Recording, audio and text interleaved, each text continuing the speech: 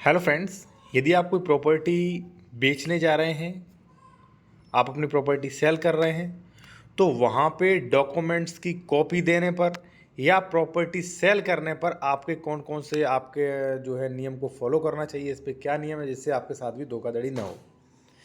ठीक है साथियों, सबसे पहले साथियों आपको ये फर्स्ट नियम बता दूं कि ज़मीन बेचने पर क्रेता को जमीन संबंधित डॉक्यूमेंट्स देने की जिम्मेदारी विक्रेता की होती है। अब डॉक्यूमेंट्स आपको किस प्रकार के देने वो भी मैं आपको बता दूं। देखिए, मैं कुछ अपने मन से नहीं बोल रहा हूं। यहाँ पे आप देखेंगे ऑफिशियल वेबसाइट, इस पे स्पष्ट लिखा है यहाँ पे सबसे लास्ट वाला कि विक्रेता का यह दायित्व है कि वह अपनी अचल संपत्ति स्वामित्व संबंधी अभिलेखों की प्रतियां, ध्यान रहे अभिलेखों की प्रतियां यानी कि फोटो स्टेट, क्रेता को उपलब्ध करा दे, जिससे कि क्रेता संबंधित तथ्यों की सत्यापन कर ले।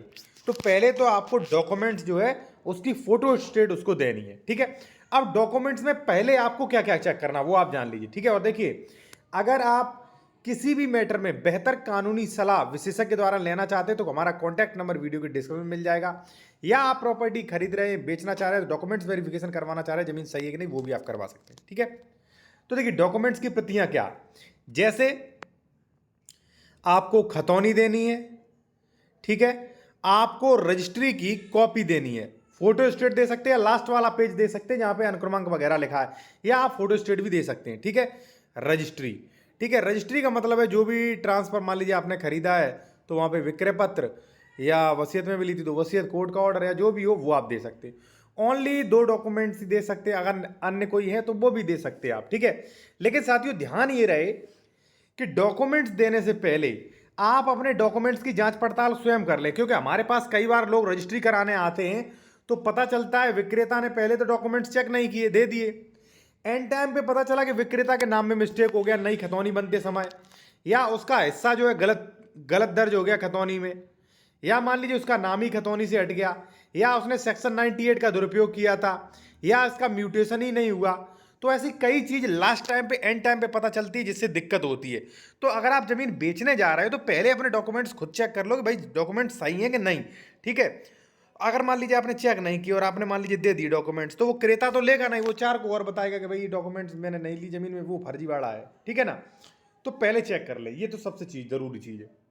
दूसरा साथियों, सबसे पहले अपने डॉक्यूमेंट चेक करें। डॉक्यूमेंट्स में बता ही दिया, जैसे मान लीजिए खतौनी में आपका नाम हट तो नहीं गया है, कोई मिस्टेक तो नहीं हो गया, अंश सही से डिक्लियर है, कोई स्टे वगैरह का आदेश तो नहीं लगा है, कोई सेक्शन 98 का उल्लंघन तो नहीं हुआ है, ये सारी चीज़ अपना चेक कर लें। ठीक है, उसके बाद उन्हें जो है जो भी मान लीजिए जमीन खरीदा उन्हें फोटो स्टेट दे सकते हैं।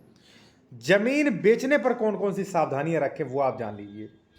देखिए साथियों, जैसे मान लीजिए आप कोई एक्स प्रॉपर्टी मुझे बेच रहे हैं, ठीक है, मैं आपको बता दूंगा, देखिए कानूनी सलाह लेने के लिए कॉन्टैक्ट नंबर वीडियो के डिस्क्रिप्शन में मिल जाएगा। ठीक है, ये एक्स प्रॉपर्टी आप मुझे बेच रहे हैं बी की, ये गाटा संख्या 164 और आपका ये भी है 165, 164 बेच रहे हैं।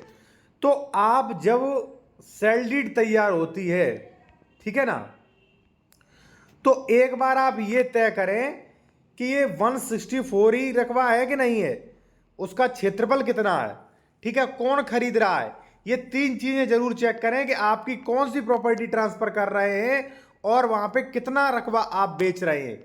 अगर ये 2 चीजें क्लियर नहीं की तो हो सकता है वो 164 प्लस 165 डाल के पूरा जमीन आप अपने नाम रजिस्ट्री करवा ले, हो सकता है ज्यादा क्षेत्रफल रजिस्ट्री करवा ले।